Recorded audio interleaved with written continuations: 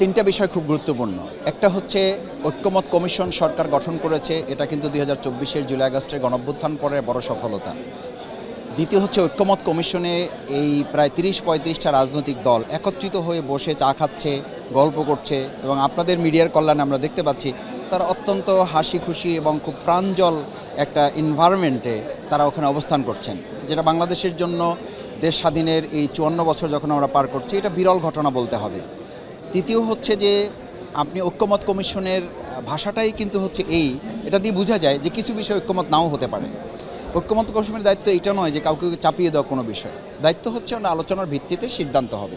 যে বিষয়গুলো সিদ্ধান্ত হবে না আমি মনে করি সেইগুলো বিষয় নিয়ে আমাদের আরেকটু চিন্তা করতে হবে এবং সেক্ষেত্রে রাজনৈতিক দলগুলো তাদের প্রত্যেকের জায়গা থেকে দেশ এবং জাতির কল্যাণে চিন্তা করে তার স্যাক্রিফাইস করতে হবে। আমি মনে করি এই কারণে যে যত বড় দল তার স্যাক্রিফাইসটা ততটুকু বেশি হইতে হবে। আপনি ধরেন আমরা অনেকে বলছি যে আমরা ঐক্যমত না হলে আমরা জনগণের কাছে ছেড়ে দিই, এটা জনগণের কাছে ছেড়ে দেওয়ার মতো করে তো জায়গাটা আমাকে তৈরি করতে হবে, না হলে তো আপনি জনগণের কাছে ছেড়ে দেবেন কীভাবে? জনগণের কাছে ছেড়ে দেওয়ার জন্য তো একটা পার্লামেন্ট লাগবে, সেই পার্লামেন্টের ইলেকশন করার জন্য তো একটা উপযুক্ত পরিবেশ লাগবে। অর্থাৎ মৌলিক সংস্কারের জায়গায় আমার মনে হয় ঐক্যমত হয়ে যাওয়ার ক্ষেত্রে সকল দলগুলোর, এবং সেখানে আমি বলবো যে আমরা যারা নিজেদেরকে বড় দল দাবি করি তাদের বড় স্যাক্রিফাইসটা করতে হবে। কারণ আপনি তো জনগণের কাছে যাওয়ার সুযোগ পাচ্ছেন, যদি ওই বিষয়টা আপনার অপছন্দ হয় তাহলে তো জনগণের কাছে সামনে এটা বলতে পারবেন যে ভাই আমরা এটার সাথে একমত ছিলাম না। চিফ অ্যাডভাইজার কিন্তু খুব গুরুত্বপূর্ণ একটা কথা বলছে, কে কী করছেন, কে কী বলছেন এবং কে কী করতে চাইবেন আমরা সব কিছু ওয়েবসাইটে ওপেন করে দেবো। তো এটা কিন্তু আমার কাছে মনে হয়েছে পলিটিক্যাল পার্টিসগুলোর জন্য, পলিটিক্যাল ওয়ার্কার লিডার্সদের জন্য it's and kinds of threat আর কি, যে আপনারা সতর্কতার সাথে জনগণের কাছে অ্যাপ্রোচ করেন।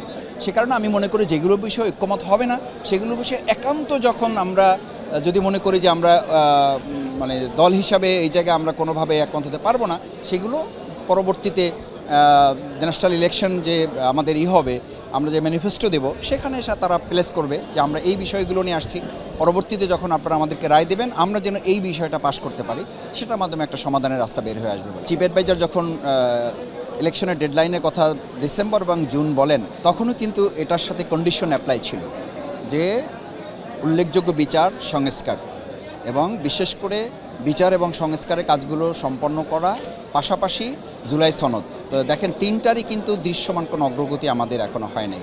সর্বশেষ লন্ডন বৈঠকে দেশের মানুষ কিছুটা আহত হলেও, কিছু বিতর্কিত বিষয় তৈরি হলেও সেখানেও যে ডেডলাইনটা বলা হয়েছে যে ফেব্রুয়ারির মধ্যে একটা ইলেকশন হতে পারে, সেইখানেও কিন্তু কন্ডিশন অ্যাপ্লাই করা হয়েছে। বলা হয়েছে যে বিচার এবং সংস্কারের দৃশ্যমান বা উল্লেখযোগ্য অগ্রগতির ভিত্তিতে আমরা ফেব্রুয়ারিতে একটা ইলেকশনের ব্যাপারে একমত পোষণ করতে চাই, সেখানে কিন্তু এটা বলা আছে। এটা কিন্তু শুধুমাত্র ওই মিটিং বা চিফ অ্যাডভাইজারের ব্যাপার না, এটা আপনি শহীদ পরিবারের কাছে যাবেন, আহত পঙ্গুত্ব বরণকারী জুলাই যোদ্ধা যাদেরকে বলা হয়, এখানে তো শত শত না হাজার হাজার না লক্ষ লক্ষ না কোটি মানুষ এই আন্দোলন অংশগ্রহণ, তাদের কাছে আপনি যান তারাও একই কথা বলবে, আমরা পুরাতন পদ্ধতিতে আর বাংলাদেশের কোনো পরিবর্তন খুব আশা করছি না। এবং আমরা লক্ষ্য করছি সেটা যে পুরাতন পদ্ধতিতে আমাদের কি বলে যেটাকে অবাধ, সুষ্ঠু, নিরপেক্ষ, অংশগ্রহণমূলক, ক্রেডিবল এবং একটা লেভেল প্লেইং ফিল্ডের যে কথা বলা হচ্ছে এটা কিন্তু দৃশ্যমান না।